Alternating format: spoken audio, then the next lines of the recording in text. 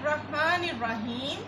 अस्सलामुअलैकुम अज़ीज़ तलबा, जैसा कि आप जानते हैं कि हम जमात दहूम के सिलेबस में से सूरत अहज़ाब के पहले 6 रुकू पढ़ चुके हैं और अहादीस हिस्सा में से पहली 18 हदीस पाक का मुतालिया कर चुके हैं। आज हम हदीस पाक नंबर 19 पढ़ेंगे, जिसका उन्वान जो है वो बनता है एहसासे ज़िम्मेदारी। हदीस पाक पढ़ते हैं, कुल्लुकुम तुम में से हर एक, कुल्लू तुम में से, कुम तुम में से, कुल्लू हर एक, राइन निगहबान है। निगहबान कहते हैं हिफाजत करने वाला, देखभाल करने वाला और ध्यान रखने वाला। वाओ और कुल्लुकुम तुम में से हर एक मसऊलुन जवाबदेह है अन के बारे में, रईयत ही अपनी रईयत के। रईयत कहते हैं अवाम, यानी इसका तर्जुमा ये हुआ कि तुम में से हर एक निगहबान है और तुम में से हर एक अपनी रईयत के बारे में जवाबदेह है। तशरीह शुरू करने से पहले कुछ अहम पॉइंट्स की तरफ तवज्जो दिलाना चाहूंगी। सबसे पहले राई, रईयत, राई, सबसे पहले राई यानी निगहबान, राइन, कुल्लुकुम राइन, राइन जो है, राइन ये लफ्ज राई से निकला है, यानी हजूर पाक सल्लल्लाहु अलैहि वसल्लम की इस हदीस मुबारका के मुताबिक ये है, इसका मानी बनता है चरवाहा, यानी भेड़ बकरियां चराने वाला, अपने रेवड़ की देखभाल और निगहबानी करने वाला। अब ये रेवड़ की निगहबानी क्यों करता है? क्योंकि कोई जानवर इधर उधर ना भटकने पाए और कोई ना सिर्फ ये कि वो जानवर ना भटके, बल्कि कोई दरिंदा, चीर फाड़ने वाला जानवर उन्हें नुकसान ना पहुंचाए। अब उनकी जिम्मेदारियों की बात हो रही है कि उनसे उनकी जिम्मेदारियों के बारे में पूछा जाएगा राई से यानी निगहबान से।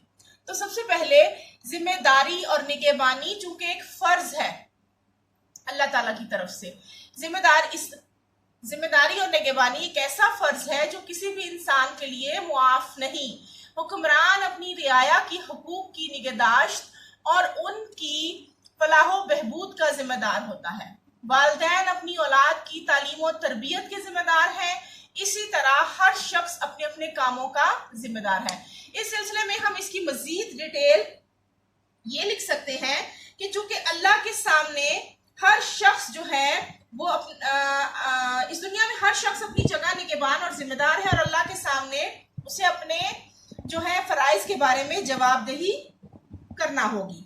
मसलन बाप अपने खानदान और औलाद का, यानी उसका बेटा और बेटी क्या करते हैं और कैसी तरबियत हुई है, इस बारे में अल्लाह ताला क़यामत के दिन उस शख्स से पूछेगा। अल्लाह उससे पूछेगा कि तुमने अपने खानदान को रहमान की राह पर, यानी अल्लाह की राह पर, अल्लाह की बताई हुई राह पर क्यों नहीं चलाया और उसे शैतान से बचने के बारे में क्यों नहीं बताया। अपनी औलाद की तालीम और तरबियत कैसी की है, उन्हें हलाल खिलाया है या हराम। ये एक छोटी सी एग्जांपल है सिर्फ एक खानदान के हवाले से। इसी तरह शौहर से पूछा जाएगा कि तूने अपनी बीवी का हक क्यों कर अदा ना किया और उसे शरई अहकाम का पाबंद क्यों ना बनाया, उसे शुतर बेमुहार क्यों छोड़ दिया। शुतर बेमुहार कहते हैं आवारा ऊंट की तरह, जिस तरह ऊंट के नाक में नकेल ना डाली जाए तो बेमुहार यानी आवारा फिरता है, तो इसी तरह तूने अपनी बीवी को पर्दे का हुक्म क्यों ना बताया इस्लाम की शरीयत के मुताबिक। और यही चीज अगर हम हुक्मरान के बारे में ले लें तो हुक्मरान से ये पूछगिछ होगी कि उसने अपनी रियाया का जो है वो क्यों ख्याल नहीं रखा, उसकी रियाया को क्या क्या चीज मुयस्सर थी नहीं थी, उसने इस चीज का नोटिस क्यों नहीं लिया, उनके हुकूक की निगहदाश्त क्यों नहीं की, उनकी फलाह बहबूद के लिए काम क्यों नहीं किया। हदीस पाक में आता है कि औरत निगहबान है और हावन के घर और औलाद के बारे में औरत भी जवाबदेह होगी, क्योंकि एक मर्द की जो जिम्मेदारी है वो है बाहर से कमा कर लाना, घर अपने वालिदैन, अपने बच्चों और अपनी बीवी की जिम्मेदारियां निभाना। और एक औरत की जो है फराइज में ये शामिल है कि वो अपने हामिल और अपनी औलाद के फराइज के बारे में जो है वो जवाबदेह होगी कि उससे पूछा जाएगा उसने किसके हुकूक पूरे किए हैं या नहीं किए। ये मुस्लिम मुआशरे की खूबसूरती है कि हर एक की जिम्मेदारी एक दूसरे पर आयद की है। इसलिए हम मुस्लिम मुआशरे का हिस्सा होते हुए किसी सूरत में इससे जो है मुबर्रा नहीं हो सकते, इससे जान नहीं छुड़ा सकते, या ये कहकर कि हम अपनी अमाल के खुद जिम्मेदार हैं, ये कहकर हम अपनी जिम्मेदारियों से नबरदाजमान नहीं हो सकते, और ना ही शुतर बेमुहार की तरह कहीं भी मुंह उठाकर या कोई भी काम कर सकते हैं। बल्कि हमें हमारे ऊपर जिम्मेदारियां हैं, और हमने जो फराइज अदा करने हैं, फिर हमारे अगर हमने वो ना किए तो अल्लाह ताला की बारगाह में उनके बारे में पूछा जाएगा। इसी तरह इमाम अपने मुक्तदियों के बारे में जवाबदेह है, हर महकमे का अफसर अपने महकमे का जिम्मेदार है, गवर्नर अपने सूबे का, और सदर पूरे मुल्क का जिम्मेदार है। वजीर आजम से पूछा जाएगा तुमने हुकूमत किस तरीके से की। हदीस पाक में आता है कि हुक्मरान निगहबान है और अपनी रया के बारे में जवाबदेह है।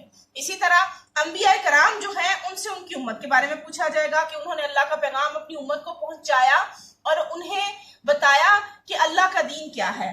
औलाद से वालिदैन के बारे में, और औलाद से वालिदैन से औलाद के बारे में। असातिज़ा से तलबा के बारे में पूछा जाएगा। अगर कोई उस्ताद पूरी जिम्मेदारी से अपने तलबा के लिए रहनुमाई फराहम नहीं करता, सिलेबस जो है कब उनका टाइम पे खत्म होना चाहिए, या उन्हें किस किस चीज का नॉलेज देना चाहिए, और किस तरह डिटेल में अगर किसी को समझ नहीं आ रहा तो उसको किस तरीके से पढ़ाना है, अगर उसने ये तमाम जो अपने फराइज हैं वो अच्छे तरीके से पूरे नहीं किए तो क़यामत के दिन अल्लाह ताला उनसे पूछेगा। और अगर तलबा ने अपना जो उनका तफवीज करदा काम है, यानी उनको जो उनके जिम्मे लगाया गया है काम, वो नहीं किया तो इसके बारे में भी क़यामत के दिन अल्लाह ताला पूछेगा। उलमा से अवामुन नास के बारे में पूछा जाएगा। जो शख्स ये समझता है कि उसकी कोई रियाया नहीं, यानी उसके अंडर कोई काम करने वाला बंदा है ही नहीं, तो उसकी रियाया उसके आज़ा हैं जिसके बारे में उसे जवाब देना होगा। यानी अल्लाह क़यामत के दिन ऐसे शख्स के से भी सवाल कर सकता है जो ये समझता है कि उसके ऊपर किसी किस्म की जिम्मेदारी नहीं, तो अल्लाह उससे उसके आज़ा के बारे में कि उसके किस किस आज़ा ने क्या क्या गुनाह किया और उसने उस पर काबू ना रखा। इरशाद बारी ताला है, ए ईमान वालों, अपने आप को और अपने घर वालों को दोज़ख की आग से बचाओ। हदीस पाक में आता है कि हर मुजरिम अपने जुर्म का खुद जिम्मेदार है। बाप के बदले बेटे को और बेटे के बदले बाप को नहीं पकड़ा जाएगा। हजरत उमर का कौल है कि हजरत उमर फरमाया करते थे कि अगर दरियाए फरात के किनारे बकरी का एक बच्चा भी भूखा मर गया तो उमर क़यामत के रोज खुदा के सामने जवाबदेह होगा। ये हजरत उमर का कौल है। उनके नजदीक जब वो खलीफा थे तो अगर उनकी हुकूमत दौरे हुकूमत में एक बकरी का बच्चा, वो फरमाते हैं कि एक बकरी का बच्चा भी अगर प्यासा दरियाए फरात के किनारे मर गया भूख प्यास की वजह से, तो उसके बारे में भी मुझे अपने अल्लाह के सामने जवाबदेह होना होगा। अगला पॉइंट है जी, अल्लाह की अदालत में जवाबदेह होना। हर फर्द ना सिर्फ अपने अपने कामों का जिम्मेदार है बल्कि इस सिलसिले में अल्लाह ताला की अदालत में जवाबदेह भी है। यह पहले भी अर्ज कर चुकी हूँ, यानी उसे अपनी जिम्मेदारियों के सिलसिले में अल्लाह की बारगाह में जवाब देना होगा। ये अब हम पढ़ चुके हैं कि हमारी सबके ऊपर जिम्मेदारी है। अल्लाह ने मुस्लिम मुआशरे का एक वो उसूल बनाया है कि एक कड़ी से दूसरी कड़ी को मिलाया है। कुछ लोगों को सरबराह बना दिया फैमिली का, और फिर आगे सरबराह जो हैं वो अपने तमाम फराइज पूरे करें, उनके जिम्मे फराइज लगा दिए।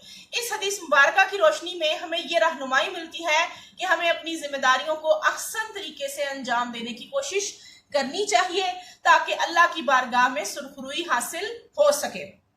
हासिल कलाम ये हुआ कि अगर हर फर्द अपनी जिम्मेदारी को पूरा करे तो हमारा मुआशरा अमन और सलामती का गहवारा बन सकता है, और हर शख्स अपनी जिम्मेदारी को पूरा करके ना सिर्फ अपनी दुनिया बल्कि आखिरत को भी संवार सकता है। यही हमारे दीन इस्लाम का हुस्न है कि हम अपनी जिम्मेदारियों को जो है अच्छे तरीके से पूरा करें ताकि हम अपनी दुनिया और आखिरत को संवार सकें। और ये जिम्मेदारियां ना सिर्फ एक घर के जो है कफील पर है, एक घर के सरबराह पर है, बल्कि ये जो है वो मुल्क के सरबराह पर भी इसी तरह आयद है। और जिस जिस जगह पर जिस महकमे में जो शख्स काम कर रहा है, किसी पोस्ट पर है और उसके जिम्मे अगर उसकी रियाया या उसकी अंडर काम करने वाले हैं तो ये उसके फराइज में शामिल है कि वो उनके हुकूक का ख्याल रखे। अब हम पढ़ते हैं हदीस पाक नंबर 20, जो आपकी किताब के सफ़ा नंबर 55 पर है, यानी ये आपके सिलेबस की आखिरी हदीस पाक है जो 10वीं क्लास के सिलेबस में शामिल है। इस हदीस पाक का उन्वान है जी सबसे बेहतर इंसान। इसको जो है वो हम खैरुन नास भी लिख सकते हैं जी। खैरुन नासी, खैर का मतलब होता है अच्छा, बेहतरीन, बेहतर। अन्नासी लोगों में, मन जो यनफाऊ नफा देता है, अन्नासा लोगों को। बज़ाहिर ये छोटी सी हदीस पाक है लेकिन बहुत वसी अहकामात जो है वो इसमें दर्ज हैं। तर्जुमा है इसका जी, लोगों में अच्छा वो है जो लोगों को नफा देता है। अब इसका तर्जुमा आप ये भी लिख सकते हैं कि लोगों में से अच्छा वो है जो दूसरे लोगों को या आम लोगों को नफा देता है। कुरान पाक की तालीमात हमें ये सिखाती हैं कि इस दुनिया में इज्जत और कामयाबी उन्हीं लोगों को नसीब होती हैं जो हल्के खुदा को फायदा पहुंचाते हैं और इंसानियत की फलाह व बहबूद के लिए कोशा रहते हैं। यानी अपनी जात के लिए तो सब ही जीते हैं, जो लोग दूसरों की जात का ख्याल पहले रखते हैं वही लोग जो हैं उनका नाम और उनकी शख्सियत जो है वो जिंदा रहती है, इंसानियत की फलाह व बहबूद के लिए कोशा रहते हैं। इस हदीस पाक से ये बात वजाहत हो गई कि सही मानों में इंसान कहलाने के काबिल वो शख्स है जो दूसरों को नफा पहुंचाए, दूसरों के काम आए। सबसे बेहतर इंसान, एक अच्छा इंसान दूसरों के दुख दर्द में शरीक होता है, उन्हें खुश रखने की कोशिश करता है। जो मुसलमान जिस कदर हल्के खुदा की मदद करता होगा उसी कदर उसका दर्जा बुलंद होता जाएगा। हुजूर पाक सल्लल्लाहु अलैहि वसल्लम का इरशाद ग्रामी है, जो शख्स लोगों की खिदमत में सबकत ले जाता है, क़यामत के दिन कोई शख्स किसी अमल की बदौलत सवाब में उससे आगे नहीं बढ़ सकता सिवाय शहीद के। एक और जगह पर इरशाद बारी ताला है, और नेकी और तकवा के कामों में एक दूसरे से ताउन करो, सूरत माइदा में है। और सूरत बकरा में है कि बेशक अल्लाह एहसान करने वालों से मोहब्बत करता है। सूरत दहर में है, नेक लोग वो हैं जो अल्लाह की मोहब्बत में मिस्कीनों और यतीमों और कैदियों को खाना खिलाते हैं। यानी आप सल्लल्लाहु अलैहि वसल्लम के फरमान के मुताबिक मरने के बाद नेक अमाल का सवाब मिलना बंद हो जाता है। यानी जब तक इंसान जिंदा है तब तक उसके अपने किए हुए नेक अमाल का सवाब मिलता रहेगा, सिवाय 3 चीजों के सवाब के जो मरने के बाद भी इंसान को मिलता है। वो 3 चीजें ये हैं। यानी सबसे पहला, अगर उसकी नेक औलाद है वो नेक अमल जब तक करती रहेगी, जो उसके वालिदैन ने उसकी तरबियत की, वो नेक औलाद जब तक वो अमल करेगी उस फौत शुदा शख्स को, वो वालिदैन को वो मिलता रहेगा सवाब। दूसरा है मुफीद इल्म और सदका जारिया है नंबर 3। वो एक्सप्लेन करती हूँ जी। नेक औलाद जो मरने वाले के लिए दुआ और नेक अमल करती रहेगी वो औलाद। मुफीद इल्म जो मरने वाला दूसरों को सिखा कर गया है, यानी जिस शख्स ने आपको कुरान पाक पढ़ाया और दीन की बातें सिखाई, अगर वो मर जाए तो जब तक आप उसके बारे में उसकी बताई हुई बातों को पढ़ते और समझते और उस दीन को जारी रखेंगे, उस दीन का काम, तब तक वो जो है वो इल्म जो है नाफे इल्म कहलाएगा और नफा देने वाला, यानी कि मरने के बाद भी सिखाने वाले को उसका सवाब उसके शागिर्दों की पढ़ाई की सूरत में मिलता रहेगा। सदका जारिया यानी ऐसे सदके के काम करना, उन कामों में, उन इदारों में सदका देना, मदद करना जहां माजूर और बेसहारा लोगों की मदद और निगहदाश्त हो सके। मसलन ऐसी जगहों पर पैसा लगाना सदका या दूसरी इमदाद के तौर पर, जैसे मस्जिद में लगाए हुए जो पैसे हैं उसका सवाब मिलता रहेगा मरने के बाद। अस्पताल में, स्कूल में, कुएं और पानी की फराहमी में, पुल बनवाने में, ताकि हल्के खुदा, और ये काम क्यों सदका जारिया के तौर पर है, ताकि हल्के खुदा इससे फैज़याब होती रहे। जब तक उस बंदे के ये किए हुए काम जो है इनसे लोग फायदा उठाते रहेंगे, अल्लाह ताला जो है उसके नामा माल में जो है वो नेकियां लिखता रहेगा और मरने वाले को सवाब मिलता रहेगा। नबी पाक सल्लल्लाहु अलैहि वसल्लम ने फरमाया, तुम में से कोई उस वक्त तक मोमिन नहीं हो सकता जब तक वो अपने भाई के लिए भी वो पसंद ना करे जो अपने लिए पसंद करता है। तुम भूखों को खाना खिलाओ और बीमारों की तीमारदारी करो। एक और जगह पर इरशाद फरमाया कि अल्लाह, रसूल पाक सल्लल्लाहु अलैहि वसल्लम ने फरमाया कि अल्लाह उस पर रहम करता है जो दूसरों पर रहम करता है। अब इस किताब के पॉइंट्स देखते हैं कि दुनिया में इज्जत और कामयाबी, कुरान मजीद में इरशाद है, इस दुनिया में इज्जत और कामयाबी उन्हीं लोगों को नसीब होती है जो हल्के खुदा को फायदा पहुंचाते हैं और इंसानियत की फलाह व बहबूद के लिए कोशा रहते हैं। इस हदीस मुबारका में इसी बात की वजाहत की गई है। नंबर 2 है जी हिदमत हल्क, यानी अपने अजीज रिश्तेदारों के साथ अखलाक से पेश आना, उनकी जरूरियात में मदद करना, गरीबों, यतीमों, बेवाओं की हाजत यानी हाजात पूरी करना, मुलाजिमों के साथ नरमी करना, यानी हल्के खुदा है वो, उनके साथ नरमी करना, और इंसानों के साथ साथ दीगर मखलूकात से अच्छा सलूक करना, बेजुबान जानवर और कीड़े मकोड़े भी इसमें आते हैं जी। अब खैरुन नास बनने का बेहतरीन तरीका क्या है? इस हदीस पाक मुबारका के मुताबिक दूसरों को नफा पहुंचाने के हवाले से आप सल्लल्लाहु अलैहि वसल्लम की सीरत इस कदर पसंदीदा है, यानी आपने अपने जो है सीरत मुबारका से इस चीज का अमली नमूना पेश किया कि आप दूसरों के लिए आपकी साथ हमेशा नफा पहुंचाने वाली साथ रही, और यहाँ तक कि अपने दुश्मनों तक के साथ आपने इस कदर नरमी और अच्छा सलूक किया कि वो आपकी शख्सियत के कायल हो गए। और मुसलमान तो मुसलमान हत्ता कुफार तक के जानवरों के साथ भी आपका रवैया इंतहाई शफकत वाला था। हमें भी आपके उसवाए हसना की पैरवी करते हुए खैरुन नास बनना चाहिए, यानी लोगों में से बेहतर। अल्लाह ताला हमें अमल की तौफीक अता फरमाए, आमीन सुम्मा आमीन। इस हदीस पाक के साथ ही आपकी जो है हासिल कलाम सुन लें जी। इस हदीस पाक के मुताबिक अगर हम बेहतर इंसान बनना चाहते हैं और अल्लाह को भी राजी रखना चाहते हैं तो हमें चाहिए कि उसकी पैदा की हुई मखलूकात, यूं तो तमाम मखलूकात यानी चरिंद परिंद, इंसान और जो है कीड़े मकोड़े, सबका ख्याल रखना चाहिए, लेकिन खास तौर पर हमें उस अपने जैसे जो मखलूकात हैं यानी इंसान जो उसकी बनाई हुई सबसे अशरफुल मखलूकात जो है वो मखलूक है, हमें उसके साथ जो है वो नरमी से पेश आना चाहिए और उसके हुकूक का ख्याल रखना चाहिए।